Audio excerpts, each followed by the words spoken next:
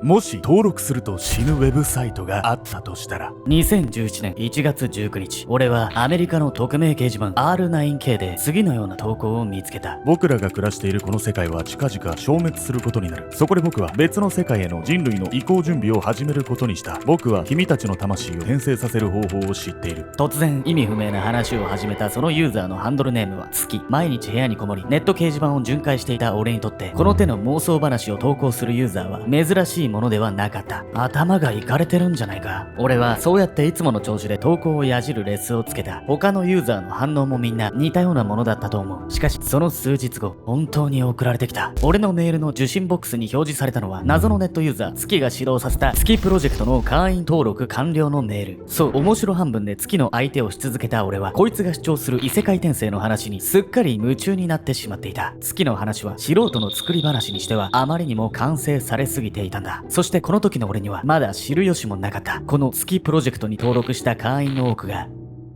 死を選ぶことになるとは。ネット上に突如現れ、意味不明な主張を繰り広げる一人のユーザー。しかし人々は次第に取りつかれるように彼にのめり込んでいきます。月に洗脳されたユーザーたちが暴走の末に出した答えとは。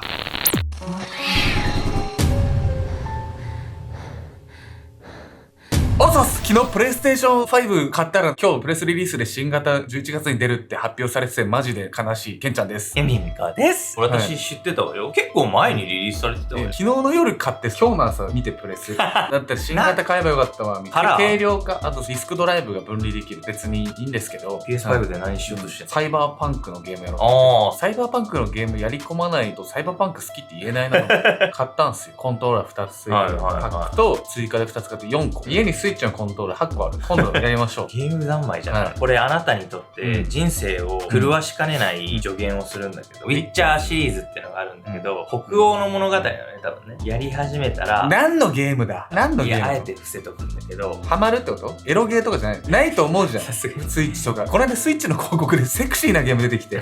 そんなやつだと思われてる。本日ご紹介するのはアメリカを中心に注目されたあるサイトのお話。会員登録制のそのサイトは、後に絶対に登録してはいけないサイトと呼ばれるようになったんです。ダークウェブ的な話？それはね、まだ言えないんですけれども、登録したネットユーザーの身に一体何が起きたのか。そのサイトの存在は一人の少年の失踪事件から明るみになっていくんです。謎多き失踪。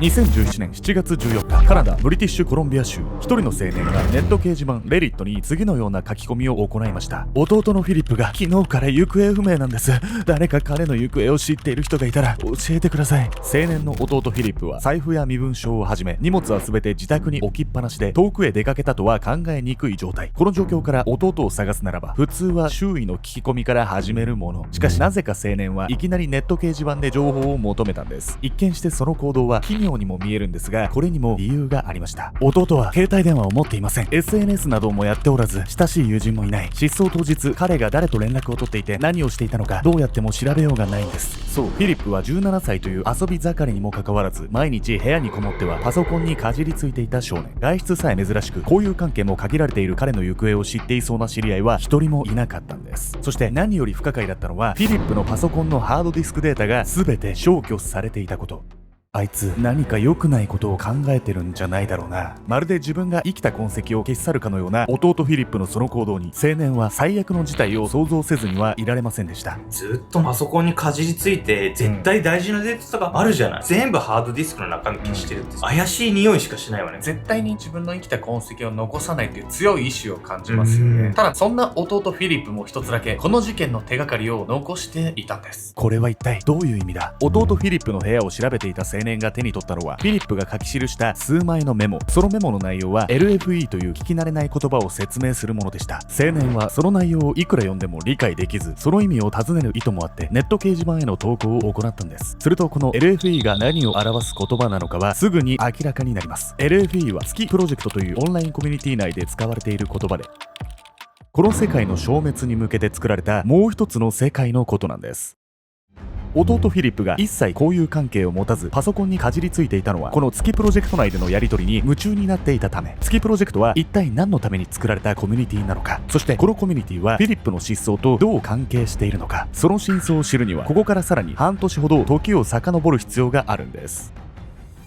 2017年1月、匿名のネット掲示板 R9K に次のような投稿をするユーザーが現れました。僕らが生きているこの世界はとあるシステム内に作られた仮想現実だ。そしてこの世界は今から150年後に削除されることになっている。その時に備えて僕は新しい世界へ人類を転生させる計画を進めている。この投稿を行ったユーザーのハンドルネームは月。そして彼の投稿を目にしたネットユーザーたちの反応は当然とも呼べるものでした。なんだ妄想の話か。頭がいかれてるんじゃないか。そう、興味を示す人こそいても月の話を真に受ける人はほとんどいません。ただ多くの人がバカにした態度を取る中でも月は主張を続けます。僕はこの世界が削除された後の新たな世界 LFE へ魂を転生させる技術を知っている。転生を希望する人を募集するためにこのスレッドを立ち上げた。 LFE ってさ、失踪したフィリップはメモに残してたやつでしょ。今流行りの転生ものみたいに新しい世界に転生したとかっていうことがそんなわけないんですけれども、この月の話をね、信じる人の数はみるみる増えていったんですよ。そしてそのことがフィリップの真相とも関係していたんです。ここまで説明した通り、当初は多くのネットユーザーが月の主張を真剣に捉えていませんでした。しかし彼が掲示板に現れてしばらく経つと、 LFE に行ったら俺もっと真面目に頑張るんだ、 LFE では彼女ができるといいな。月の話を聞いていた多くのユーザーが彼の計画に乗り気になっていました。 LFE の設定は性別を自由に選べる、現代よりも簡単に収入を得られる、未成年との交際が犯罪にならないなど、どれも妄想の域を出ないものばかり。それでも月の語り口のうまさからその世界観に引き込まれるユーザーが続出したんです。ただこの時はまだ多くの人がもし別の世界に転生したらというもしもの話を楽しんでいるに過ぎませんでした。そして実はこの次の月の行動がそんなユーザーたちの反応を一変させるんです。 LFE 転生に向けて会員登録のための公式サイトを作った。登録の期限は2017年7月1日まで。この日をもってプロジェクトの会員は異世界転生が可能となる。ある時自分の話に興味を持っていたユーザーへ向けプロジェクトの公式サイト開設の旨を告げた月。会員登録の手順は規約への同意と手書きの絵と登録コードを書き記した紙を撮影してアップロードするという至ってシンプルなもの。そこから5日ほど待てば転生の際の識別に必要となる ID と EOT と呼ばれる画像が送られてくるんです。そしてユーザーたちの関心を特に強く引いたのがこの EOT という画像。 EOT は月が運営するコミュニティと仮想現実の世界を作った企業との提携関係を証明するもの。この画像の生成方法は極めて複雑で到底素人が遊びで作れるようなものではないと考えられたんです。俺のところにも ID と EOT が送られてきた。これでみんな LFE に行けるな。ああ、これでつまらない現実とおさらばできる。楽しみだな。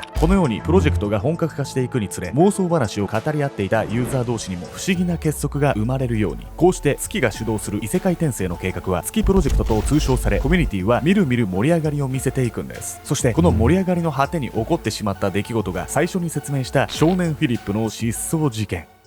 コミュニティの盛り上がりが失踪に関係しちゃったって言っても、みんなで妄想してそういうノリで楽しんでただけでしょ。関係出てくる。妄想で終わればまだ良かったんですけれど、今回の事件はね、それが妄想で終わらなかった集団心理の怖さが現れたようなお話だったんですよ。狂気の集団。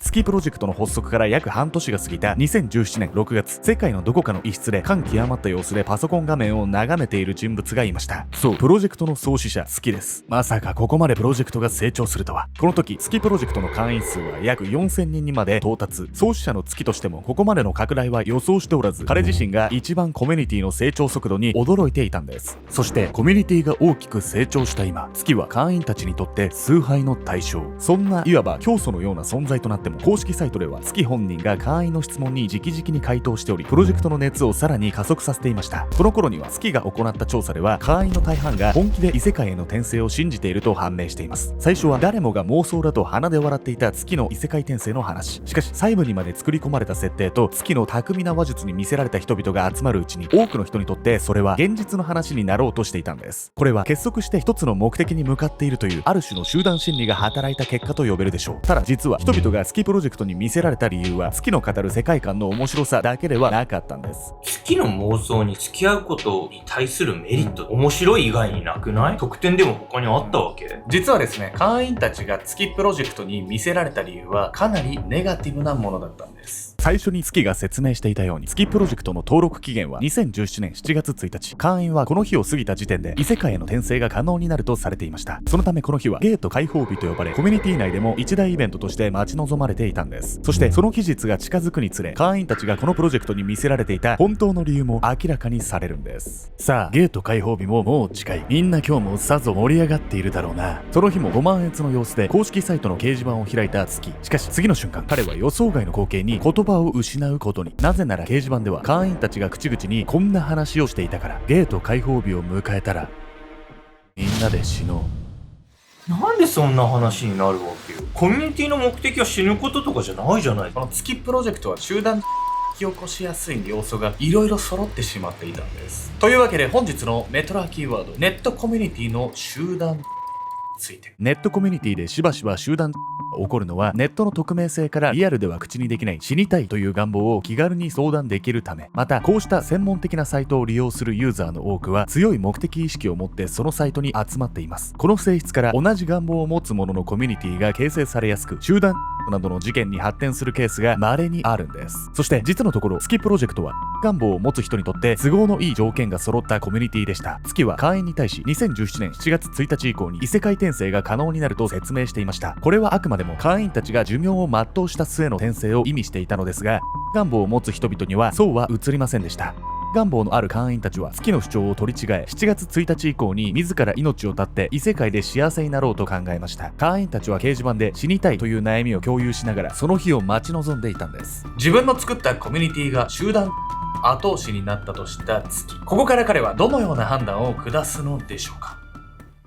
やばい、このままじゃ大変なことになるぞ。遊び半分で作ったコミュニティがたどり着こうとしていた最悪の事態に月はただただ焦っていた。必死で作り込んだ異世界転生の設定に多くのユーザーが引き込まれていく様子は、これまで感じたことのない快感を彼にもたらした。しかし実際は現実世界で死の願望を吐き出せないユーザーたちにとって月プロジェクトが逃げ場所になっていただけの話だった。そしてコミュニティが数千人規模まで膨れ上がった今、異世界転生の話を嘘だったと撤回するようなことがあれば、それこそ多大な非難を浴びかねない。いや、それよりも月は自分が数ヶ月の間に築き上げたその名声を失いたくなかったのかもしれない。彼は会員たちに向け苦し紛れの投稿をした。自ら命を絶つようなことがあれば魂が破壊されてしまい LFE の転生も叶わなくなってしまう。破壊された魂は二度と転生できないんだ。ただそんな付け焼き場の設定を作れば上げ足を取る会員も当然出てくる。月さんは以前認知症や脳の損傷でも魂が破壊されると説明していました。寿命まで転生を待っていたらそうした疾患のリスクも高まって結局転生できないのでは。そもそも月プロジェクトは会員たちの死への願望もあってここまで巨大化したコミュニティ、今更新たな設定を作って会員の思考を変えようなどということは不可能だった。そして聞く耳を持たない会員たちのレスを目にした月は諦めたような表情で次の投稿をする。もし君たちが自ら命を絶つというのなら、その時は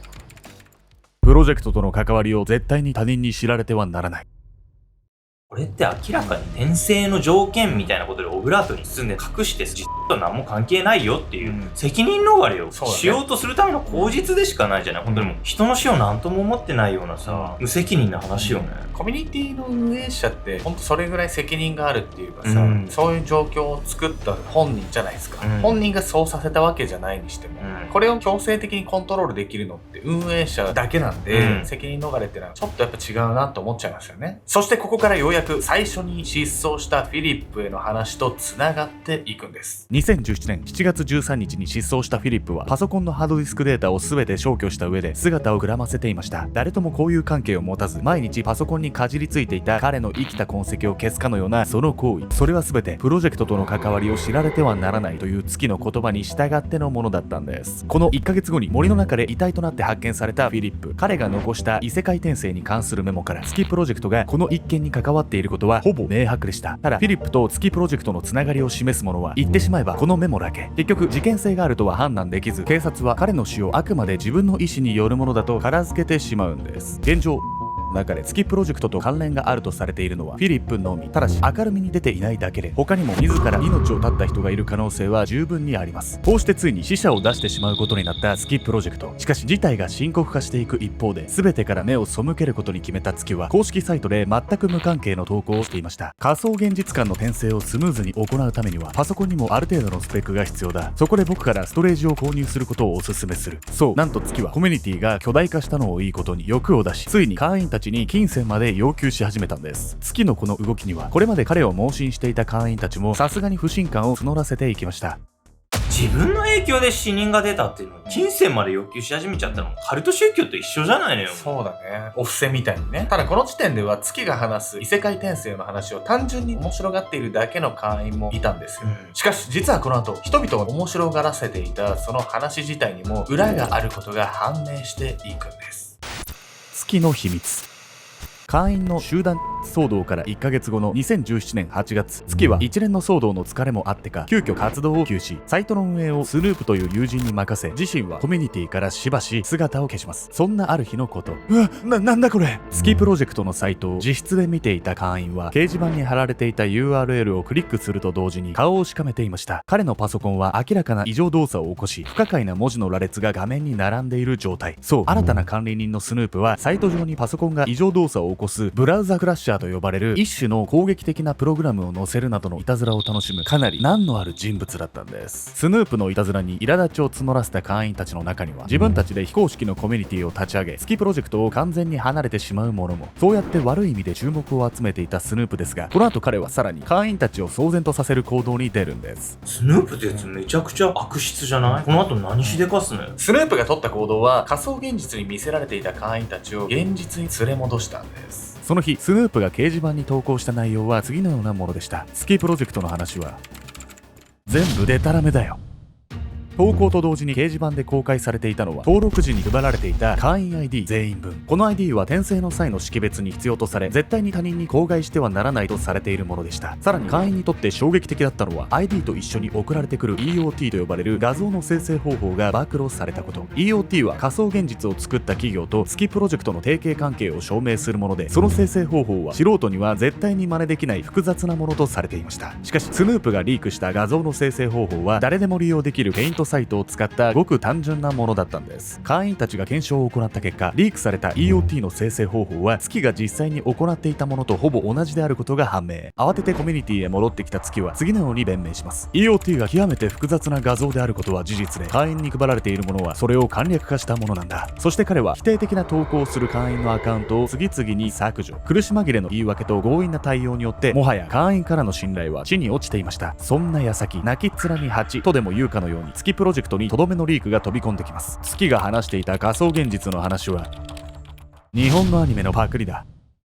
リークを行ったのは月プロジェクトを離れ非公式のコミュニティを立ち上げていた会員たち。このリークによって月が話していた仮想現実の話は全て2016年から17年にかけて放送されていた日本のアニメリライトの盗用だと発覚しました。これは設定が酷似していただけではなく、月プロジェクトの公式サイト内でアニメの BGM が使われていることなどからもほぼ確実な情報と判断されたんです。要するに会員たちが魅了されていた月の独特な話は全て日本のアニメの内容、その道のプロが考えたシナリオであって、面白いのは当然の話でした。月の話の面白さからプロジェクトを支持していた層もこの一件で完全に見切りをつけることに。つまり日本のアニメの設定の話をパクってやったらうまく跳ねちゃって数千人のコミュニティがいつの間にかできたよって話。そうなんです。結局はね、パクったら運よく当たっちまったなっていうだけの話なんです。ほんとくだらないし、実際に死人も出てるからね、悪ふざけにしては度が過ぎてんなっていう話ですよ、これは。以降、月はリークを行った非公式コミュニティへの脅迫を行ったり、このコミュニティのサイトを削除しようとしたり、様々な悪あがきをしました。しかし最終的には月プロジェクトのサイトを完全に閉鎖し、自身もネット上から姿を消すんです。こうして月プロジェクトは少なくとも1人以上の死者を出しながら終焉を迎えることに。月の正体は現在も謎とされていますが、一部の情報筋では16歳の少年だったという話も。もし10代の少年の出来心からここまでの問題が巻き起こっていたのだとしたら、ネットの匿名性や集団心理の恐ろしさを改めて実感させられます。